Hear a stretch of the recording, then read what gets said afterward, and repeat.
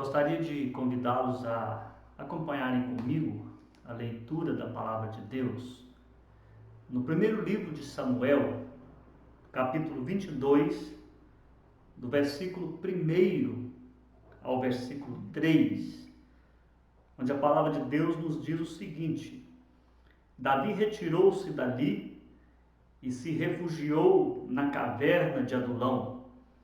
Quando ouviram isto, seus irmãos e toda a casa de seu pai desceram ali para ter com ele. Ajuntaram-se a ele todos os homens que se achavam em aperto, e todo homem endividado, e todos os amargurados de espírito, e ele se fez chefe deles, e eram com ele uns 400 homens. Dali passou Davi a Mispa de Moabe e disse ao seu rei: Deixa estar meu pai e minha mãe convosco, até que eu saiba o que Deus há de fazer de mim. Deixa estar meu pai e minha mãe convosco, até que eu saiba o que Deus há de fazer de mim.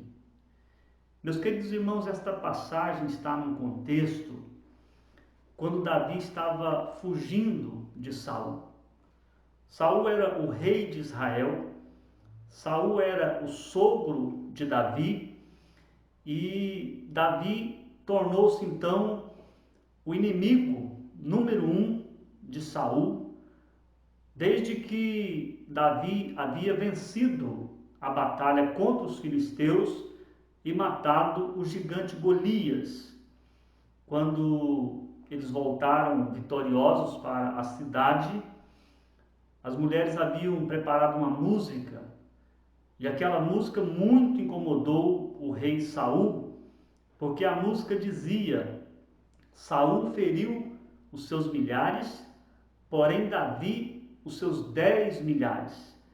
E a partir daquele momento então, Saul passou a perseguir a Davi, e Davi, obviamente, para salvar a sua vida, passou a fugir de um lugar para outro, refugiando-se, às vezes, até mesmo na terra dos filisteus, como o contexto anterior aqui nos diz.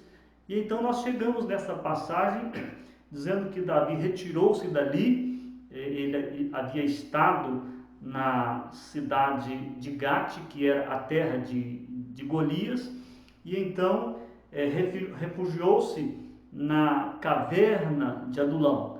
E é interessante que quando ele estava naquele momento de refúgio na caverna de Adulão, os seus irmãos, juntamente com toda a casa de seus pais, seu pai e sua mãe, foram ao encontro dele. E não apenas os seus familiares, diz a palavra de Deus que ajuntaram-se a ele todos os homens que se achavam em aperto, os amargurados de espírito, os endividados, e ele se fez chefe deles, ao todo uns 400 homens.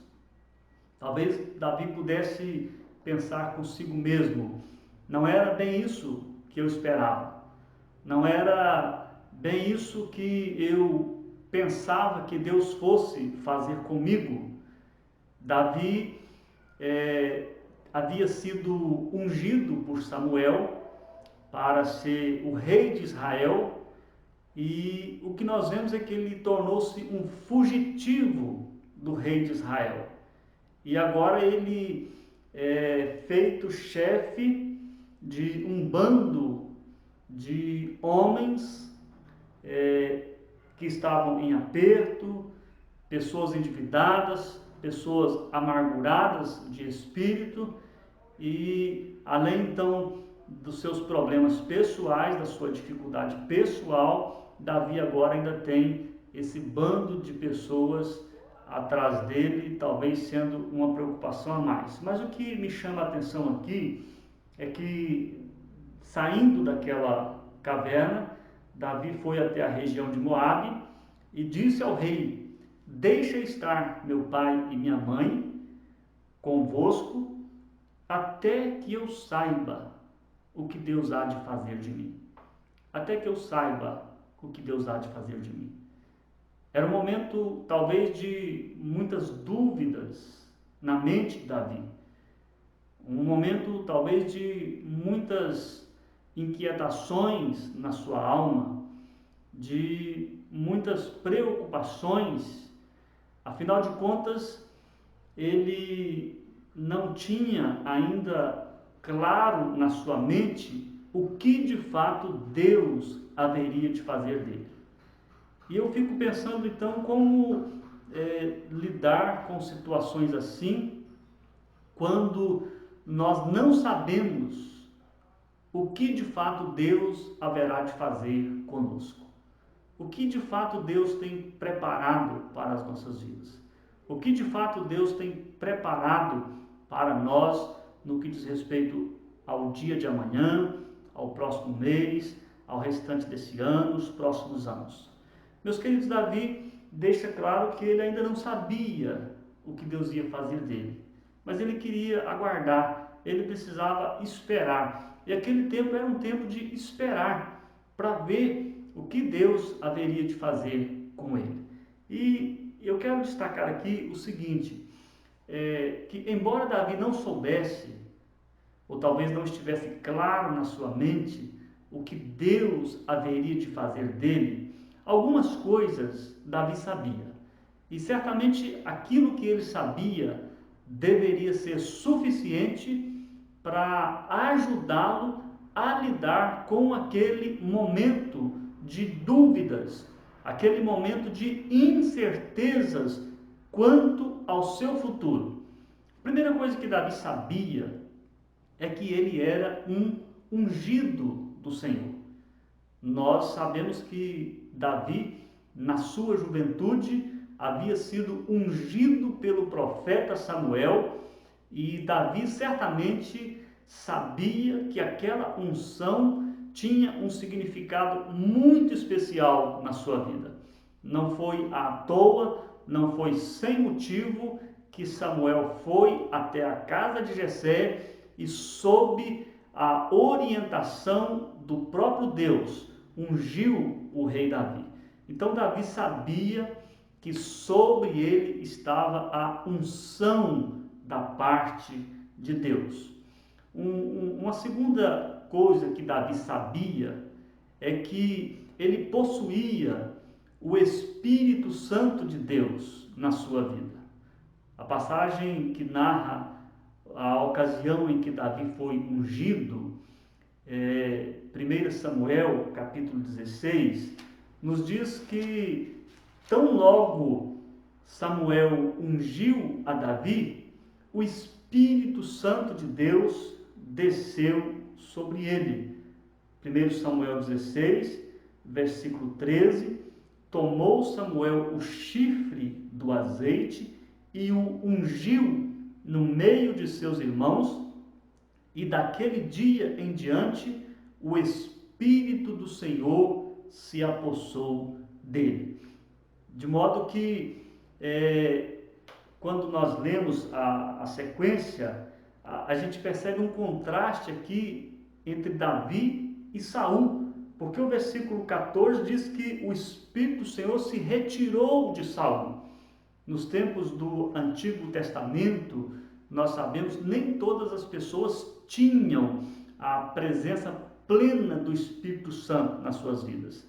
Então, o fato de Davi ter sido ungido pelo profeta Samuel, o fato de Davi ter a convicção da presença do Espírito Santo na sua vida, já era motivo suficiente para que ele aquietasse o seu coração, para que ele acalmasse a sua alma e pudesse esperar para ver o que Deus haveria de fazer dele. Uma terceira coisa que Davi sabia, e que certamente isso ajudava a lidar com aquele momento de incerteza na sua vida, é que Deus estava cuidando dele o tempo todo. Nós podemos observar que desde o momento em que Saul passou a perseguir a Davi, em todos os momentos a mão do Senhor estava com ele, a mão do Senhor estava sobre ele. Davi tinha uma convicção muito clara no seu coração de que ele não precisava usar as suas armas contra Saul para se defender, nem mesmo para chegar ao trono de Israel. Por diversas vezes, Davi teve a oportunidade de matar a Saul e não fez. E por que não fez? Porque ele sabia que Saul também era o ungido do Senhor. Então, na sua mente não era concebida a ideia de que ele pudesse levantar a sua mão contra o ungido do Senhor. E mesmo assim ele conseguia se acalmar, ele conseguia se aquietar, sabendo que Deus estava cuidando dele. Em um determinado momento, ele declarou a sua confiança em Deus, dizendo que Deus era quem pelejava as suas batalhas. Então eu destaquei aqui 3 convicções que Davi tinha, que o ajudava a lidar com aquele tempo de incertezas.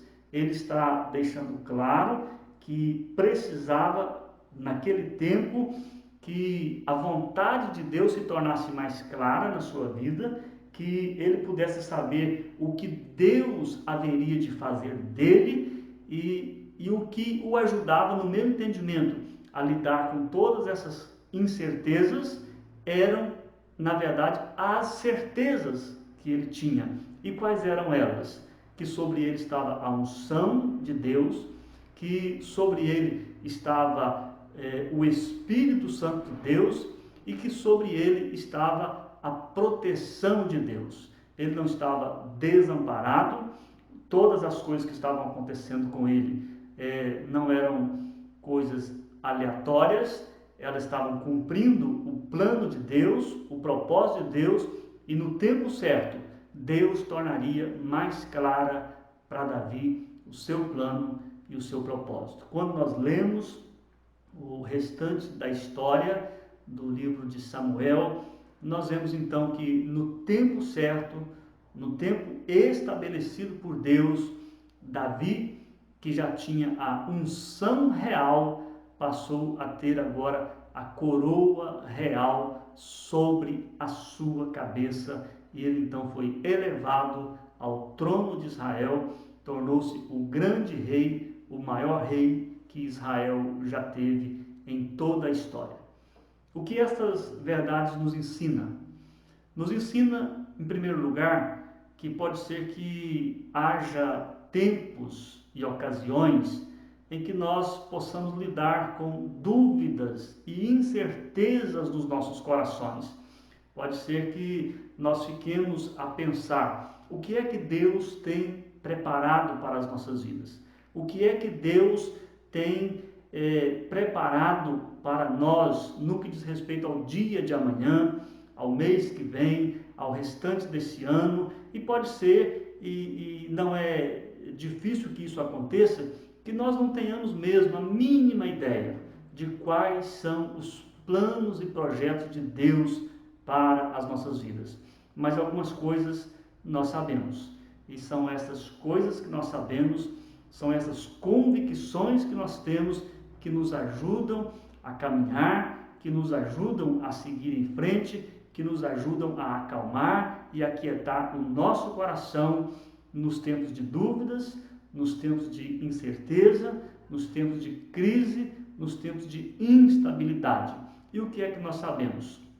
Primeiro, que nós temos a unção de Deus sobre as nossas vidas.